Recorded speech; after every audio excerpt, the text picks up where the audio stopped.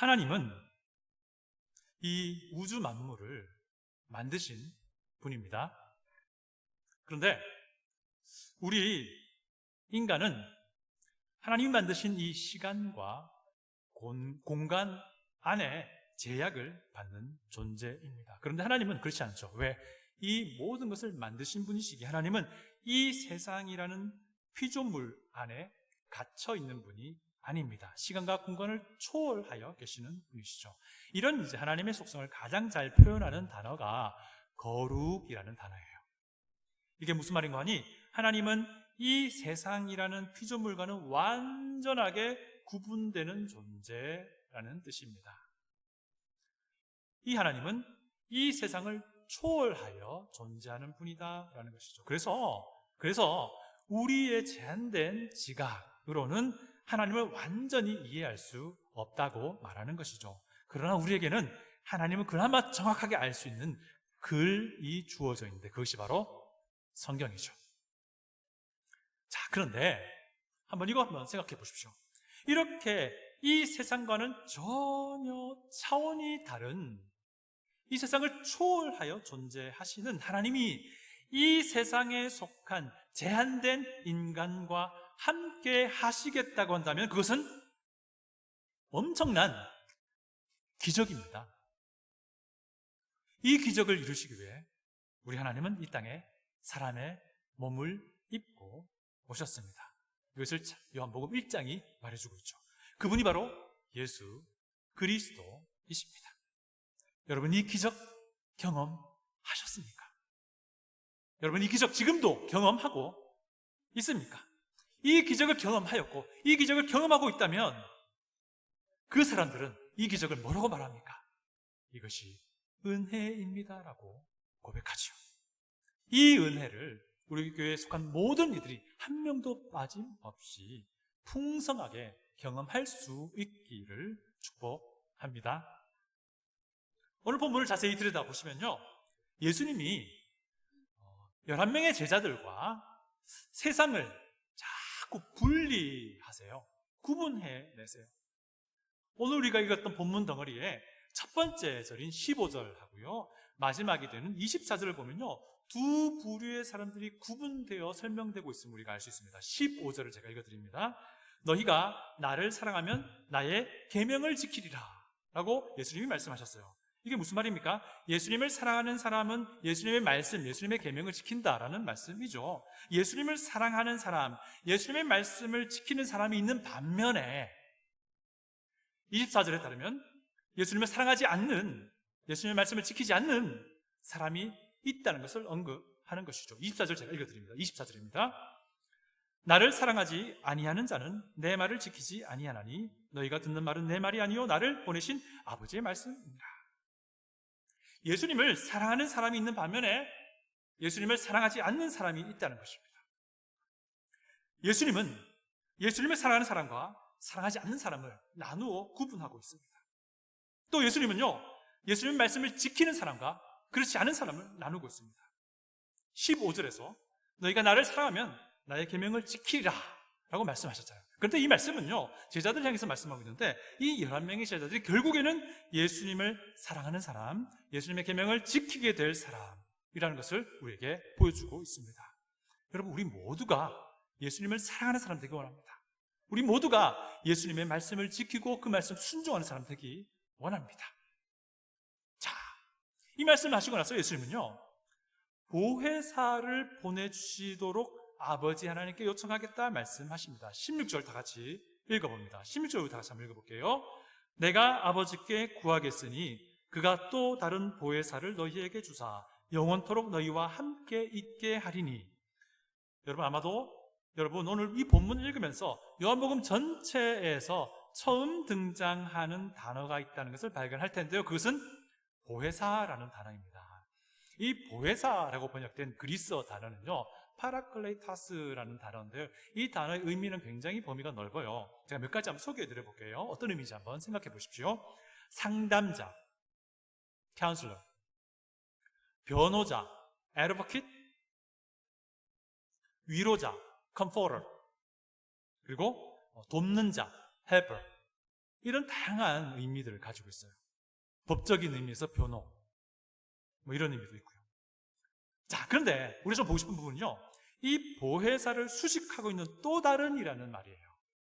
또 다른 보혜사를 이렇게 말씀하고 있거든요. 여기서 또 다른이라는 그리스어 말은요, 다른 본질의 다른 존재가 아니고요, 같은 본질의 다른 모양, 이것을 지금 이야기하는 단어예요. 그러니까 이 본문의 문맥을 한번 생각해 볼게요. 이 본문의 문맥은 제자들을 떠나게 될 예수님 대신에 또 다른 보혜사, 그러니까 예수님이 떠나게 되지만 예수님과 본질이 같은 또 다른 모양의 어떤 존재, 보혜사라 불리는 그 존재를 보내주시겠다라는 이 말씀입니다. 그래서 이 보혜사라고 설명하고 있는 이 존재의 정체는 바로 성령 하나님이세요. 17절을 제가 읽어드릴게요. 그는 진리의 영이라. 세상은 능히 그를 받지 못하나니 이는 그를 보지도 못하고 알지도 못함이라. 그러나 너희는 그를 아나니 그는 너희와 함께 거하시며 또 너희 속에 계시겠습니다. 그는 진리의 영이다. 성령님은 하나님이시는 거예요. 삼위 하나님의 한 분입니다. 성령님은 우리가 필요할 때에 마음대로 어떻게 사용할 수 있는 어떤 능력, 이런 게 아니라는 겁니다. 성령님은 하나님이라고 하는 거예요. 17절에 따르니까요, 세상은 성령 하나님을 받지도 보지도 알지도 못한다라고 말합니다. 이것은 꼭 마치 있잖아요, 세상이 아들 하나님을 알지도 받지도 보지도 못한다는 것과 동일합니다. 여러분, 요한복음 1장 기억나실 거예요. 천지 창조하신 하나님께서 사람의 몸을 입고 이 땅에 오셨는데 그 세상에 오신 예수님을 세상이 알지 못했다라고 말합니다. 제가 요한복음 1장 10절 한번 읽어드릴게요. 그가 세상에 계셨으며 세상은 그로 말미암아 지은 바 되었을 때 세상이 그를 알지 못하였고. 이게 무슨 말입니까? 성육신하신 하나님이신 예수 그리스도를 세상이 알지 못했다는 겁니다. 이와 마찬가지로 성령님, 진리의 영, 보혜사 성령 하나님도 마찬가지로 세상이 알지 못하고 거부하고 받아들이지 않고 보지 못한다는 것입니다. 이게 무슨 말이냐면요, 요한복음 전체에서 성령 하나님, 성자 하나님, 성부 하나님이 한 분 하나님이다라는 것을 이렇게 알려주고 있다라고 할 수 있습니다. 자, 그런데 우리가요, 좀 눈여겨보고 싶은 부분, 이 부분이에요. 뭐냐면요, 이 성령 하나님 역시 세상과 제자들을 구별하는 역할을 한다는 거예요. 예수님이 고별 설교, 오늘 설교 쭉 보고 있잖아요. 여기서 세상과 여러 명의 제자들을 구별하시고 있는 것과 똑같이 성령님도 이 세상과 제자들을 구별하고 있다는 겁니다. 세상은 성령 하나님을 영접하지도 보지도 알지도 못합니다. 그러나 11명의 제자들은 성령 하나님을 보게 될 것이고 영접하게 될 것이고 알게 될 것이다. 이 일이 언제 일어납니까? 약 50일 뒤 오순절 성령 하나님이 그들에게 임하실 때에 그들 가운데 성취되었고 지금도 이루어지고 있고 여러분이 그리스도를 구주로 믿는 믿음의 사람이라면 우리 가운데도 일어난 일입니다. 성령 하나님을 모르는 세상과 성령 하나님을 아는 예수의 제자들을 성령 하나님을 통해서 구분하고 있는 것이죠. 자, 이 성령님에 대해서 언급하신 예수님은요, 계속해서 세상과 제자들이 분리된다라는 것을 계속 이야기합니다. 제가 19절을 읽어드립니다. 조금 있으면 세상은 다시 나를 보지 못할 것이로되 너희는 나를 보리니 이는 내가 살아있고 너희도 살아있겠습니다. 예수님을 다시 보지 못할 세상과 예수님을 다시 보게 될 제자들이 구분되고 있음을 보게 됩니다. 이 말씀은요, 1차적으로는 부활하신 예수님이 제자들에게 나타나셨고 그들에게 부활하신 몸, 예수님의 몸을 보여주신 그 사건을 말합니다. 그런데 예수님이 하늘로 올라가신 그 뒤에도 마찬가지입니다. 예수님이 승천하신 이후에 예수님을 믿는 제자들은 믿음으로 예수님을 본 겁니다. 믿음으로 예수님과 함께 호흡한 겁니다. 믿음으로 예수님과 함께 걸어간 겁니다. 그런데 세상은 예수님을 보지 못합니다. 영원한 생명을 가진 예수님의 제자들은 그 영원한 생명을 주신 예수님을 믿음으로 손잡고 걸어간다, 이 말씀인 거죠. 그러나 영원한 생명이 없는 예수를 믿지 않는 세상은 이 예수님을 보지 못하고 함께 할 수 없다는 거예요. 심지어 예수님은요, 굉장히 배타적인 말씀까지 하십니다. 21절 다 같이 한번 읽어볼게요. 21절입니다. 나의 계명을 지키는 자라야 나를 사랑하는 자니 나를 사랑하는 자는 내 아버지께 사랑을 받을 것이요 나도 그를 사랑하여 그에게 나를 나타내리라. 나의 계명을 지키는 자라야 나를 사랑하는 자다. 이것은 이미 예수님이 말씀하셨습니다. 그런데 그 다음을 보시면요, 예수님을 사랑하는 자를 아버지 되신 하나님이 사랑한다, 이 말씀하세요. 예수님도 역시 자신을 사랑하는 제자들을, 자신을 사랑하는 자들을 예수님도 그를 사랑하겠다, 이 말씀하고 있다는 거예요. 왜 이렇습니까?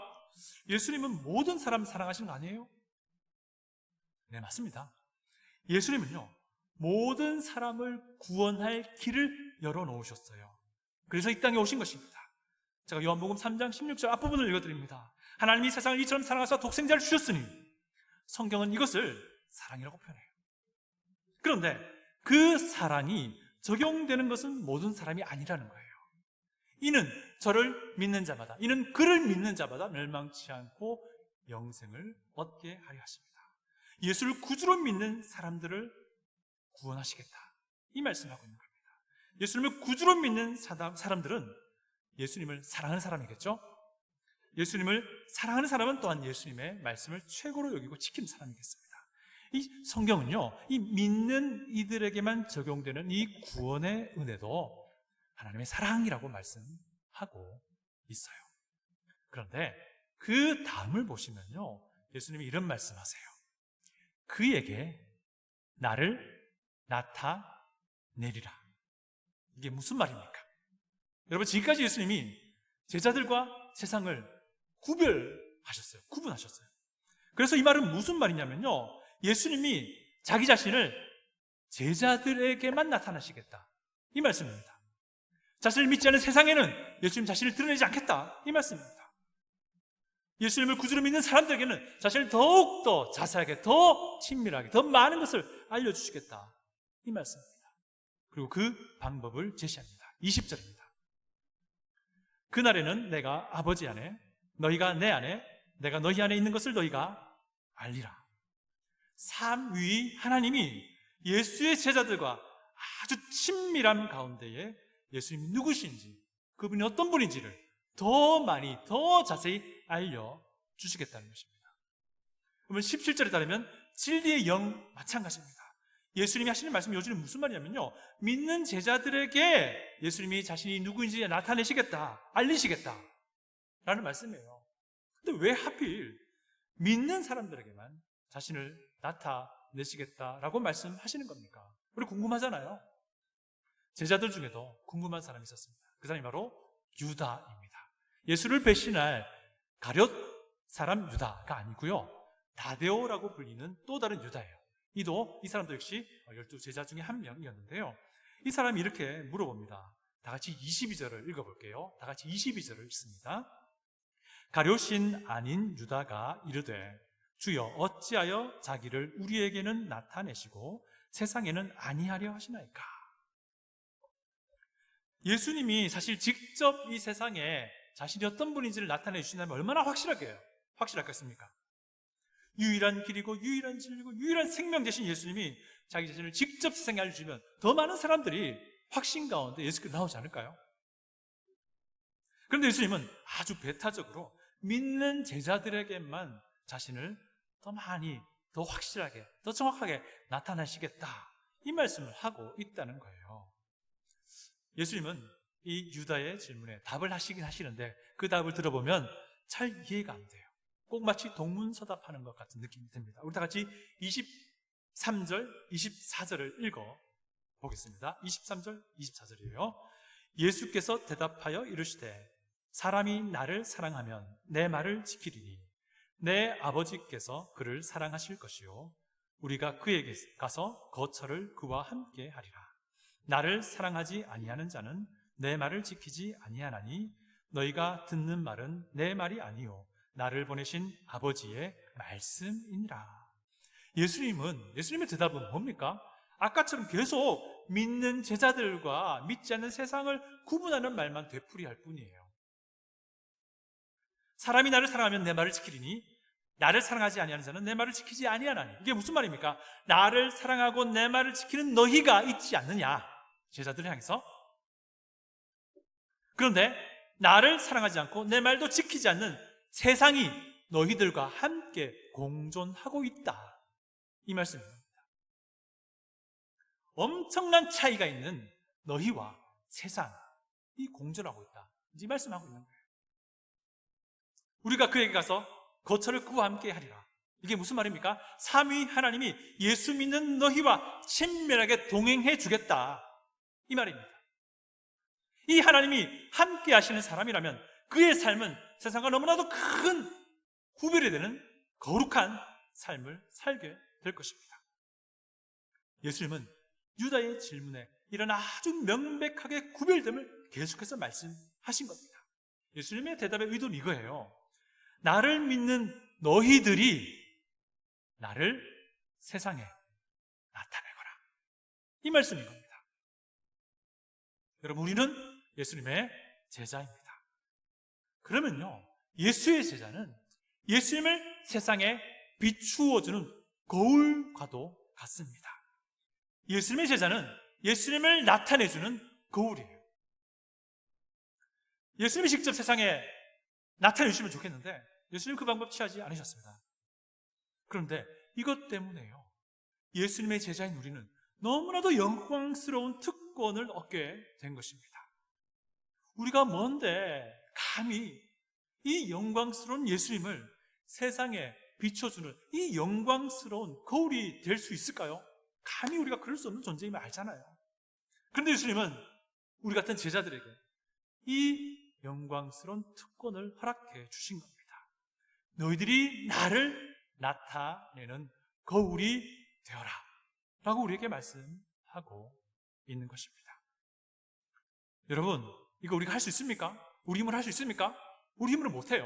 그래서 진리의 영, 보혜사, 성령 하나님이 예수의 제자된 우리의 삶 속에 함께 하시는 겁니다. 그래서 성경 또한 우리가 말씀합니다. 너희는 세상의 빛이다, 소금이다 말씀하신 겁니다. 예수의 제자가 그렇다면 이 땅을 살아가는 데 있어서 그 목적이 무엇입니까? 예수님을 세상에 비춰주고 나타내주는 거울로 살아가는 것. 그것이 바로 예수의 제자가 이 땅을 밟고 살아가는 삶의 목적이 되는 것이죠. 한낱 피조물에 불과한 인간이 창조주 되신 예수를 다른 피조물에게 나타내 보여준다는 것, 정말 엄청나게 영광스러운 일입니다. 여러분, 이 영광스러운 일 하기 원하십니까? 그래서 제가 몇 가지 기억해야 될 것이 있는 것을 보게 됩니다. 그 몇 가지 짧게 나누고 오늘 말씀 마치고자 하는데요, 첫 번째는요, 예수님이 우리라고 하는 거울 안에 계셔야 한다는 거예요. 예수님이 우리 안에 계시지 않으면 우리 예수님 못 보여줍니다. 예수님이 우리 안에 있다라는 것은 어떤 의미겠습니까? 우리가 예수님을 사랑한다는 거예요. 우리가 예수의 말씀을 지키는 사람이라는 뜻입니다. 이런 사람을 요한복음은 뭐라고 말하면 예수님을 믿는 사람이라고 말합니다. 예수님을 구주로 믿는 사람 말하겠죠. 또 이런 사람을 요한복음은요, 예수의 제자라고 말합니다. 여러분, 제가 이 질문 드립니다. 여러분에게 예수는 누굽니까? 여러분, 예수님은요, 지금 당장 죽어도 아무런 할 말 없는 죄인인 나를 살리기 위해 이 땅에 오신 하나님이세요. 예수님은 내 죄 대가를 치르시기 위해 대신 죽으시고 부활하신 이 온 세상, 온 우주 만물의 주 되신 분입니다. 예수님을 구주로 믿는 자들에게 그래서 영생이 주어질 것입니다. 이런 사람 안에 예수님이 거한다는 겁니다. 이 사람의 거울 안에 예수님이 거한다는 것입니다. 사랑하는 여러분, 도대체 예수님이 누구십니까? 이 질문에 대해서 정말 확신 있게 명확하게 내 목숨을 걸고 대답할 수 있는 우리 모두가 될 수 있기를 바랍니다. 지금 혹시 이 질문에 대한 답을 찾고 계신 중입니까? 그렇다면 좋은 소식이 있어요. 제가 도와드리기 원합니다. 곧 새 가족반 성경 공부를 시작하려고 하는데요, 이 성경 공부에 한번 참석해 보십시오. 많은 도움이 될 줄 믿습니다. 또 우리 중에 이미 이 질문 답을 찾은 분 있습니까? 그분들도 참석하셔도 됩니다. 한 번 더 우리의 구원의 은혜를 생각해 볼 수 있습니다. 여러분, 우리란 거울 안에 예수님이 담겨져 있어야 됩니다. 그래야지 예수님 우리가 비출 수 있습니다. 두 번째는요, 우리라는 거울은 예수님을 비추되 왜곡되게 비추어서는 안 된다는 거예요. 여러분, 세상은요, 예수님을 볼 수 없어요. 예수님이 직접 세상에 자신을 드러내지 않으시기 때문입니다. 그렇게 하실 수 있는 분이시지만 그렇게 하지 않으시고 대신에 예수님의 제자들에게 이 특권을 주셨어요. 우리는 이 특권을 가진 사람입니다. 우리에게 이 특권을 주셨다는 겁니다. 그렇다면 예수의 제자로서 예수님의 모습을 우리는 가감 없이 있는 그대로 비춰줄 수 있어야 합니다. 그런데 혹시나 우리라는 거울의 표면이 울퉁불퉁하면 예수님의 모습은 왜곡된 모습으로 비춰져요. 여러분, 혹시 표면이 울퉁불퉁한 거울 본 적 있으세요? 제가 어릴 때는 그런 거울도 굉장히 많았던 것 같은데요. 그런 거울 보면은 제 얼굴이 막 찌그러져 나오기도, 원래 못생긴 얼굴이기 때문에 찌그러진 사람들도 상관없지만 그거 보는데 머리가 너무 아파요. 어지러워져요. 여러분, 왜곡된 예수님을 만약에 우리가 보여준다면 안 되는 거잖아요. 그렇게 하면 안 되는 거잖아요. 여러분, 세상은요, 우리를 보면서 우리가 믿는다고 하는 그 예수님을 상상합니다. 세상은 우리가 살아가는 그 방식을 보면서 예수님을 본다는 거예요. 세상은 내가 하는 말을 들으면서 그가 믿는다고 하는 예수가 어떤 분인지를 추측해요. 세상은 내가 행동하는 그 행동을 보면서 예수님이 어떤 존재인지를 상상한다고요. 우리가 예수님을 사랑하는 사람입니다. 예수님을 사랑하는 사람은 예수의 말씀을 지킨다 했습니다. 예수의 말씀을 지키려고 하는 사람은요, 바로 이런 사람이 우리의 삶을 통해서, 우리 삶의 거울을 통해서 예수님을 왜곡되지 않은 채 있는 그대로를 보여주는 것입니다. 그런데 예수님의 명령을 무시하는 사람이라면요, 결단코 진짜 예수님의 모습을 보여주지 못하는 겁니다. 왜곡된 예수님을 나타낼 뿐인 거예요. 이거 만약에 생각하면요, 저는 굉장히 마음이 두렵고 떨리더라고요. 나를 위해 생명까지 희생하신 예수님이 나 때문에 왜곡된 채로 세상에 드러난다면 우리 주님께 얼마나 죄송한 일입니까? 우리는 사실 완벽하지 않습니다. 그래서 넘어지기도 하고 쓰러지기도 합니다. 그러나 우리 성령 하나님께서 우리를 다시 일으켜 세우실 것입니다. 보혜사께서 우리를 도우시고요, 우리를 위로하십니다. 그리고 우리를 다시금 일으켜 세우셔서 예수님의 진짜 모습을 왜곡되지 않게 우리의 삶을 통해서, 우리의 입술을 통해서, 우리의 모습을 통해서 그대로 세상에 비춰주실 줄을 믿습니다. 이 일에 동참할 수 있기를 원합니다. 세 번째 우리가 생각할 수 있는 부분은요, 사람들이 우리라는 거울을 들여다보도록 해야 돼요. 우리가 비춰주는 예수님은 하나밖에 없는 절대 진리, 유일한 생명, 절대적인 길입니다. 세상은 사실 이 절대적인 진리를 별로 좋아하지는 않습니다. 그러나 그럼에도 불구하고 우리는 이 세상에 우리라는 거울을 통해서 그들에게 예수 그리스도를 비춰줘야 하는데, 그러기 위해서는 그들이 우리라는 거울을 보기 위해 와야 돼요. 그런데 만약에 그들이 나라는 거울을 보기 위해 나에게 오는 것을 거부한다면 그 얼마나 답답한 일입니까? 그 이유가 나 보기 싫어서 나라는 거울을 보기 싫어한다면 얼마나 안타까운 일입니까? 우리는 그들이 우리를 보도록 최선을 다해야 된다는 겁니다. 근데 만약에 그들이 나라는 거울을 보기를 거부한다면 나 때문에, 내 말 때문에, 내 삶의 모습 때문에, 내 행동 때문에 그렇게 된다면 그들은요, 그들을 살리는 유일한 길 대신 예수를 볼 수 있는 그 기회를 잃어버리는 겁니다. 나 때문에 말이죠. 여러분, 우리 주변을 한번 돌아봤으면 좋겠어요. 내 옆집 사람, 내 앞집 사람, 내 뒷집 사람이 과연 나를 어떻게 생각할까요? 그들이 내가 말하는, 내가 보여주는 예수를 듣고 싶어 할까요? 이거 정말 진지하게 고민해 봐야 됩니다. 나의 종업원이 내가 말하는 예수를 듣고 싶어 할까요? 내 보스가 내가 보여주는 예수를 보고 싶어 할까요? 만약에 그들이 우리라는 거울에게 나오지 않으면 그들이 예수 그리스도를 볼 수 있는 기회가 없는 겁니다. 없는 거예요. 우리라는 거울을 그들이 들여다보도록 해야 한다는 겁니다. 오늘 말씀을 정리하고자 합니다. 왜 예수님은 자기 자신을 세상에 나타내지 않으시고 당신의 제자인 우리에게 나타내십니까? 우리가 거울이 되어서 죄인들의 구주이신 예수님을 나타내기를 원하시기 때문입니다. 왜냐하면요, 예수님의 진짜 제자의 삶은 모든 면에 있어서 거룩함으로 이 세상과는 구분되기 때문입니다. 그래서 예수님의 제자는 그의 모든 삶이 예수님을 비추는 거울이 되는 겁니다. 그렇다면 예수님이 나라는 거울 안에 분명히 함께 계셔야 합니다. 그렇다면 나의 삶이 예수님을 왜곡하지 않고 비춰 주어야 합니다. 그렇다면 내 주변 사람들이 나라고 하는 거울을 향해 가까이 다가올 수 있어야 한다는 것입니다.